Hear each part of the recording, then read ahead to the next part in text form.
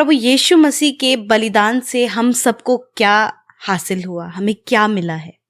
क्या लाभ हुआ हम सब लोगों को, यही कहना चाह रहे हैं जी कि यीशु मसीह ने जो बलिदान किया उससे हमें क्या मिला है, क्या फायदा हुआ क्या या फिर फायदा क्या हुआ लाभ है? हुआ। जी मैं आपको 7 फायदे गिनाना चाहूंगा जो यीशु मसीह के बलिदान से हुए। और भी हुए हैं लेकिन मैं इस समय 7 बताना चाहूंगा जी क्योंकि अक्सर हम गुड फ्राइडे पे 7 वाणियों को सुनते हैं, 7 वचनों को सुनते हैं। जी आज मैं आपको 7 फायदे बता रहा हूं कि 7 लाभ क्या हुए हैं आपको यीशु मसीह के बलिदान के द्वारा। पहला जो लाभ हमें हुआ है वो हुआ है कि हमारे अपराध क्षमा हो गए। यस जितने भी अपराध आपने किए थे आदम से लेकर अभी तक, जितने भी अपराध आपने किए थे वो सब माफ हो गए। इफिसियों की किताब उसका 1 अध्याय और 7 पद हमें इस विषय में बताता है कि हमको उसमें उसके लहू के द्वारा छुटकारा अर्थात अपराधों की क्षमा उसके उस अनुग्रह के धन के अनुसार मिला है।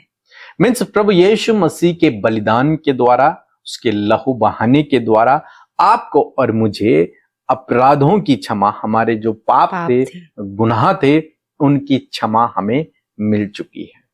तो ये बहुत बड़ा फायदा है, यानी कि अब हम पापी नहीं है। बिल्कुल। इस फायदे से आप जो लोग सोचते हैं जो जीवन मरण का एक चक्र है, और कई बार हमें सुनने को भी मिलता है कि बहुत सारे जन्मों से होकर इंसान को गुजरना पड़ता है, आत्मा को गुजरना पड़ता है।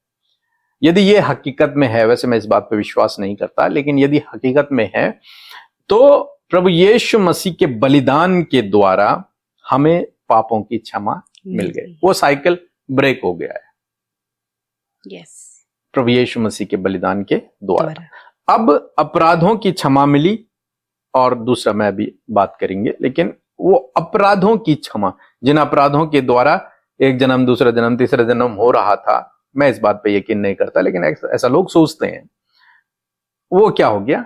ब्रेक हो गया। मैं उनके लिए इस बात को कह रहा हूं समझाने के लिए। आपके और मेरे गुनाह क्या हो गए? क्षमा हो गए। दूसरी जो बात हम लोग देखते हैं कि हमें क्या मिला है, गलतियों की किताब उसका 5 अध्याय और 1 पद यदि आप पढ़ेंगे तो लिखा है, मसीह ने स्वतंत्रता के लिए हमें स्वतंत्र किया है। आप और मैं स्वतंत्र हो चुके हैं। यस उन बंधनों से, उन श्रापों से, हर प्रकार से हम लोग स्वतंत्र हो चुके हैं। जैसे इंडिया में हम लोग स्वतंत्र हैं, ऐसे ही हम मसीह में भी क्या हैं? स्वतंत्र हैं। हमारे ऊपर अब किसी का कंट्रोल नहीं है। तीसरी बात जो मैं कहूंगा कि हम अंधकार से छूटकर परमेश्वर के राज्य में प्रवेश कर चुके हैं। आमीन। क्यों? क्योंकि हमने प्रभु यीशु मसीह पे विश्वास किया, हमारे अपराध क्षमा हो गए। अब प्रभु यीशु मसीह की मृत्यु के द्वारा हमें उसने अंधकार के राज्य से, यानी कि शैतान के राज्य से छुड़ाकर हमें परमेश्वर के राज्य में प्रवेश करा। यानी कि आप और मैं, हम सभी मसीह भाई बहन परमेश्वर के राज्य के नागरिक बन चुके हैं। यस उसकी संतान, उसके राज्य के नागरिक हम बन चुके हैं। यस स्वर्ग जाएंगे नहीं हम लोग, हम स्वर्ग के नागरिक बन चुके हैं। जी। चौथा फायदा जो मैं आपको बताना चाहूंगा कि अब आप पाप के दासत्व में नहीं है। प्रभु यीशु मसीह ने आपको पाप के दासत्व से छुड़ा लिया है, बाहर निकाल दिया एक तरीके से। जिस पाप की मैं बात कर रहा था, आदम से जो जनरेशन चलती चली आ रहा था, जो पाप, उससे प्रभु यीशु मसीह के बलिदान के द्वारा आपको और मुझे छुटकारा मिल गया। रोमी किताब उसका 6 अध्याय 6 पद यदि आप पढ़ेंगे तो वहां पर परमेश्वर का वचन स्पष्ट रूप से बताता है कि अब हम पाप के गुलाम नहीं है, दासत्व में अब नहीं है। और 5वां फायदा जो मैं आपको बताना चाहूंगा कि अब आप निर्दोष हैं। पहले परमेश्वर की दृष्टि में मनुष्य कौन थे? दोषी थे, पापी थे। लेकिन अब आप और मैं, जितने भी मसीह लोग हैं जिन्होंने प्रभु यीशु मसीह के बलिदान पर विश्वास किया, वो सब लोग अब परमेश्वर की दृष्टि में निर्दोष हैं। उनके ऊपर अब कोई दोष नहीं है। यहां तक कि बाइबल कहती है कि पवित्र भी हैं, पवित्र और निर्दोष हैं।